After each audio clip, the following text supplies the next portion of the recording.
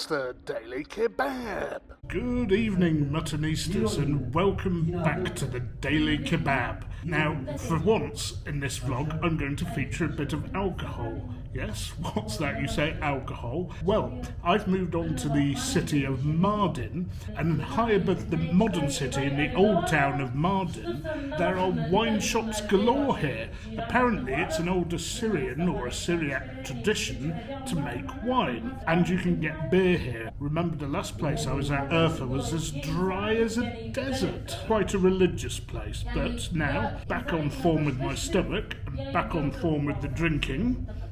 Now, I was led to believe that the local wine was actually a bit sweet, but this stuff is dry, and as a table wine, it is actually perfectly acceptable.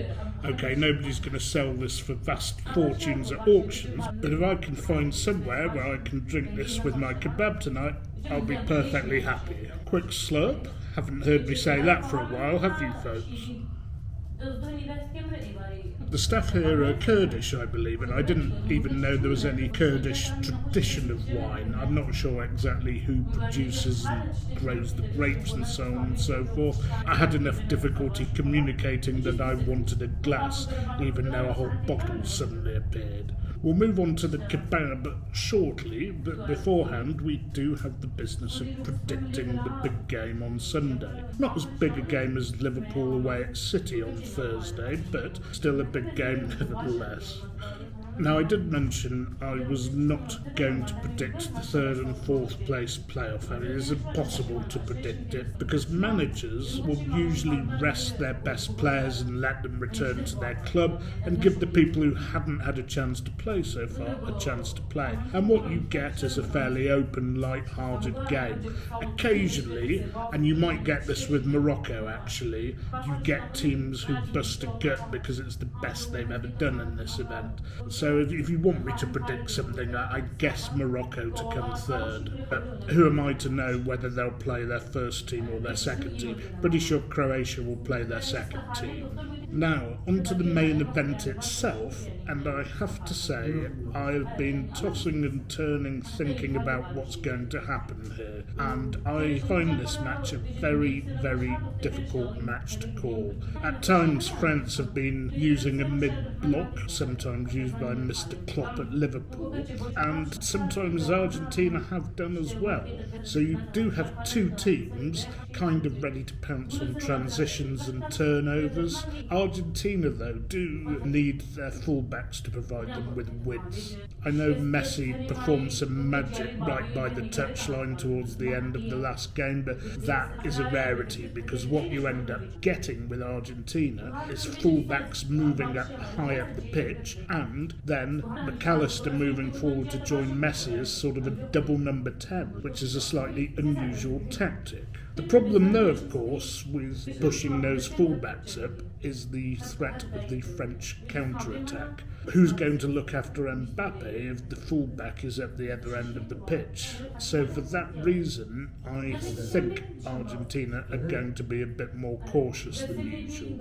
As for the French, well, they have a little bit more flexibility, but if Argentina do play the way I expect them to do, then having a mid-block and forcing turnovers isn't going to work if the opponents aren't pushing too far up the pitch. So what I think you're going to get, unless one or other team, and it would probably have to be France, plays very expansive football, is a bit of a cagey stalemate. Had this game been taking place at any other stage of the tournament, I would have gone for some sort of high-scoring goal fest like the game they had 4 years ago. But I think because it's the final, my prediction is going to be 1-1. No idea what's going to happen there. But given Argentina have already won a penalty shootout in this competition, I'm just about going to give them the nod. Again, it really does depend on the tactics that both teams use. I think Argentina would do well to be cautious because they don't want people like Mbappe, Griezmann and Dembele surging forward after winning the ball on the halfway line. But as I said earlier, this one is a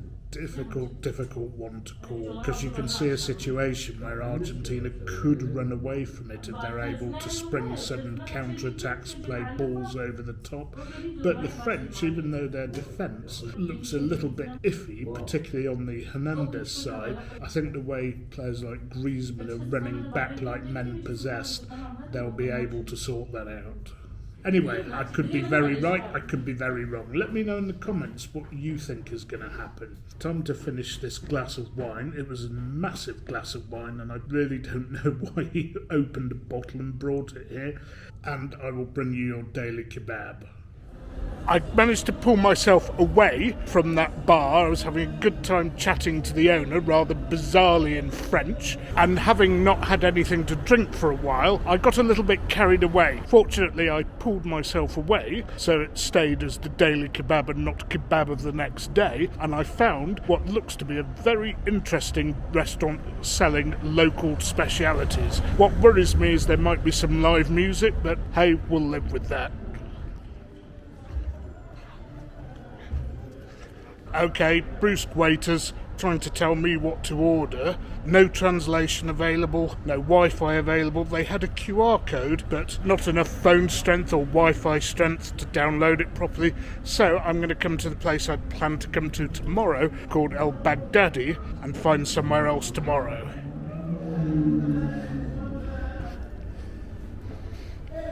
So far so good, warm welcome, no hassle, menu presented, English spoken, and they happened to have the dish I was looking for.